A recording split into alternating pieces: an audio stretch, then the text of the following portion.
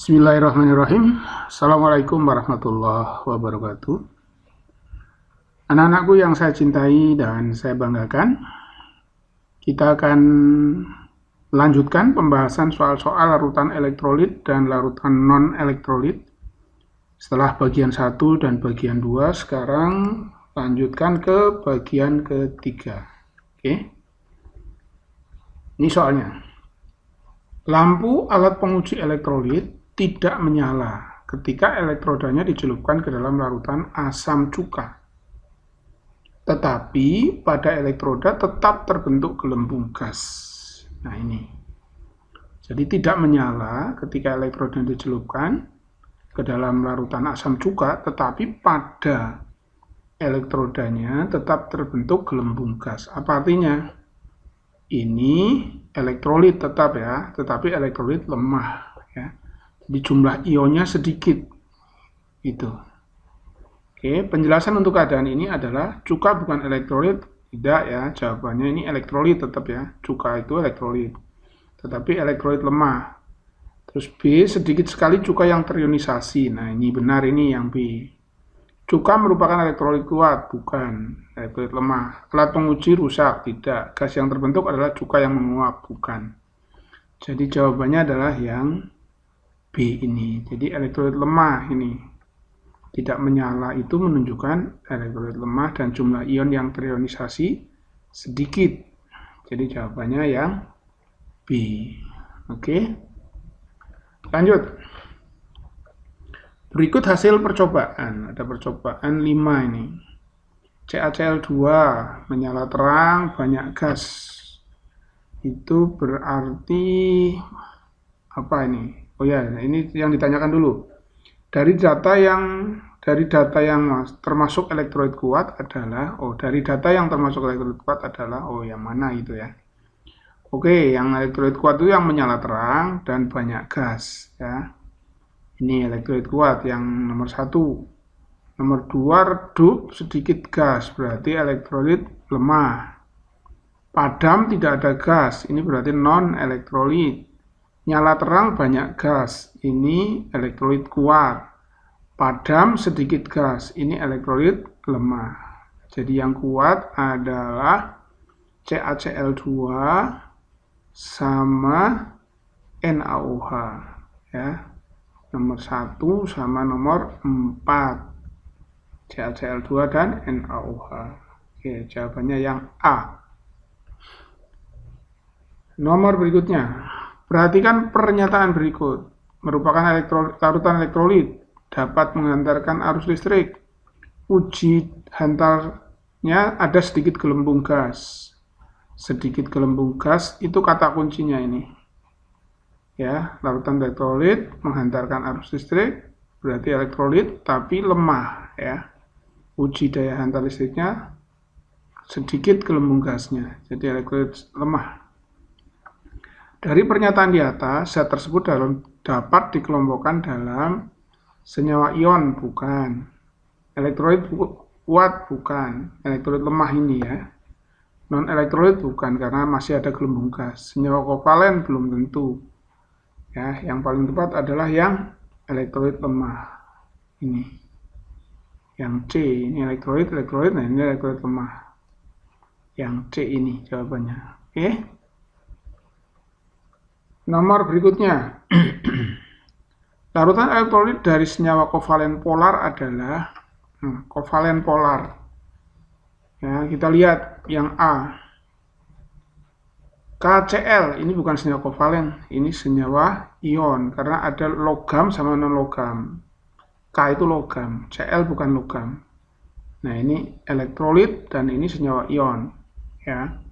NaOH ini juga senyawa ion. Na itu logam, O sama H itu bukan logam.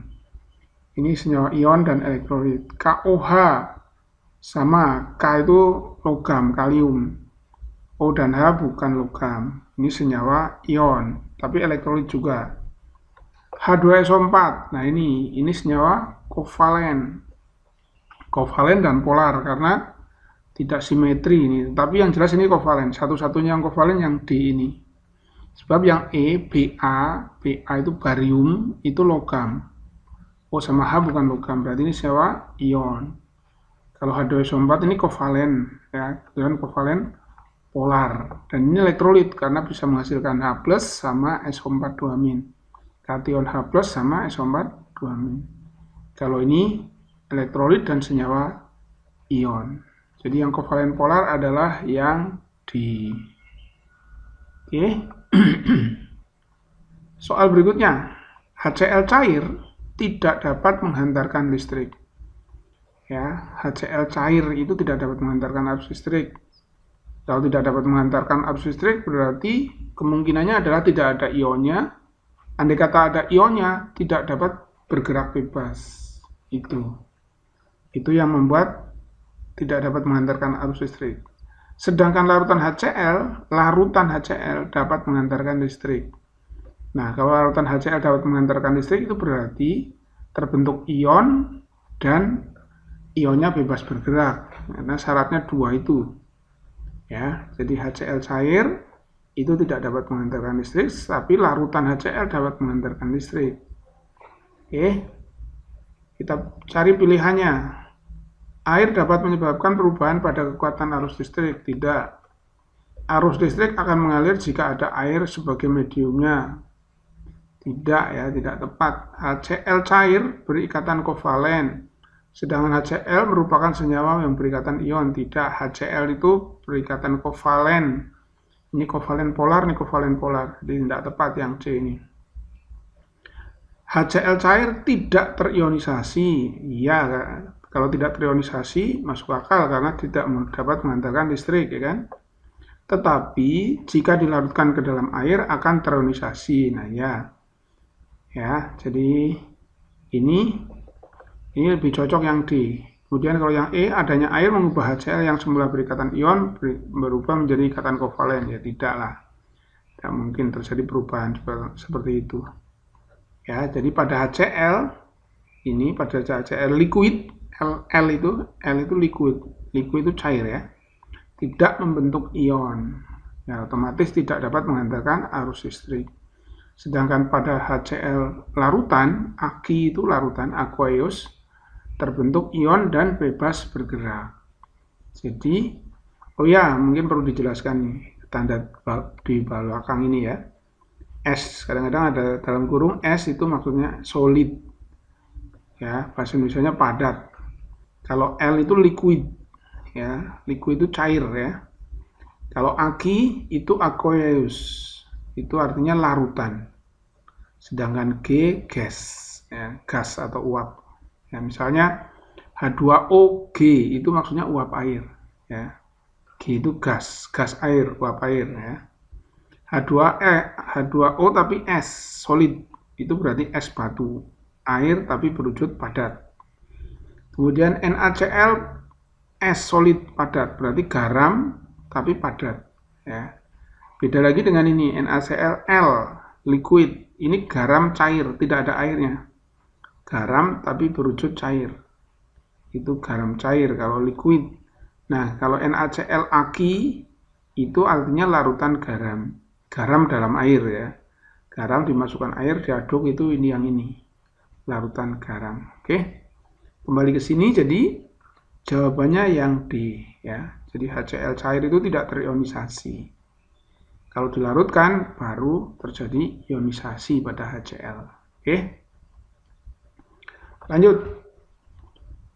Nomor berikutnya, sebanyak 3 mol senyawa amonium hidroksida NH4OH dilarutkan dalam air. Pada keadaan setimbang diperoleh ion positif dan ion negatif. Jika derajat ionisasi sebesar 25%, jumlah mol ion positif yang dihasilkan sebesar berapa mol? Oke, ini 25% ya. Alfanya. Ini mula-mula 3 mol ini, sebanyak 3 mol. Jadi ada amonium hidroksida itu terionisasi menghasilkan NH4+ amonium sama hidroksida OH-. Jadi kalau dibikin tabel seperti ini, mula-mula NH4OH-nya itu 3 mol, ya. Kalau mula-mula ruas kanan belum terbentuk, ya. Ini masih kosong. Di ruas kanan itu sebelah kanan tanda panah. Mula-mula kan N64OH. Nah, kemudian alfanya, derajat ionisasinya itu 25%. Apa artinya 25%? Yang terionisasi sebanyak 25%. Ya, jadi NH4OH yang terionisasi ini itu 25%. 25% dari 3 mol ini. Ya, 25% dari 3 mol ya ketemunya 0,75 mol atau 0,75 kan? Oke, nah ini jadi yang terionisasi NH4OH-nya itu 0,75 mol. Nah, ini di sini. Kalau ini 0,75 mol, ini koefisiennya 1, 1, 1. Nah, yang terionisasi ini harus sesuai dengan perbandingan koefisien ini. Kalau nggak ada itu artinya 1. Nggak ada tulisannya itu artinya 1. Jadi artinya kalau di sini 0,75, satunya, yang ini juga 0,75. Satu lagi ini juga 0,75. Kalau 2 ya 1,5 ya kan. Nah, seperti ini. Nah, kemudian pada akhir reaksi, ini mula-mula ada 3 mol N64OH, terionisasi 0,75, jadi nggak semua terionisasi. Maka tersisa berapa? 3 dikurangi 0,75 menjadi 2,25 mol. Nah, sebelah kanan ini bukan, pada akhir reaksi, ini bukan pengurangan ya, ini terbentuk ya, jadi tinggal diturunkan saja. Ini menghasilkan kation NH4 plus 0,75 mol, OH-nya 0,75 mol. Jadi pertanyaannya jumlah ion positif, jumlah mol ion positif yang dihasilkan, ion positifnya kan ini, NH4 plus. Ya 0,75 ini. Nah ini apa ini? Ini sisanya. Sisa NH4OH yang tidak terionisasi. Nah ini adalah hasil ionisasinya. Nah yang positif 0,75. Ya ini kationnya, anionnya juga sama. Oke. Lanjut, senyawa HCl yang dilarutkan dalam benzena tidak dapat menghantarkan arus listrik karena ya HCl dalam benzena itu tetap sebagai molekul, ya tidak berubah jadi ion ini, jadi tidak terionisasi. Oke, kalau dalam air, nah HCl-nya akan terionisasi menjadi H+ sama Cl-, itu bedanya. Nah, senyawa HCl yang dilarutkan dalam benzena tidak dapat menghantarkan arus listrik karena tidak terionisasi. Ya, jadi mana jawabannya? Ini, kalau ini terionisasi ya kan? Yang B jawabannya. Oke. Lanjut. Larutan asam sulfat dapat menghantarkan arus listrik karena asam sulfat itu H2SO4. Ini akan terionisasi membentuk ion H+, koefisiennya 2 ini. Karena ini 2, H+-nya sama anionnya SO4 2-, seperti ini. Terionisasi membentuk ion dan bebas bergerak dalam larutan. Maka ini akan jadi dapat menghantarkan arus listrik ya. Jadi larutan asam sulfat dapat menghantarkan arus listrik karena ada ion H+ dan SO4 2- yang bergerak bebas. Ini bukan molekul, bukan. Ya. Oke.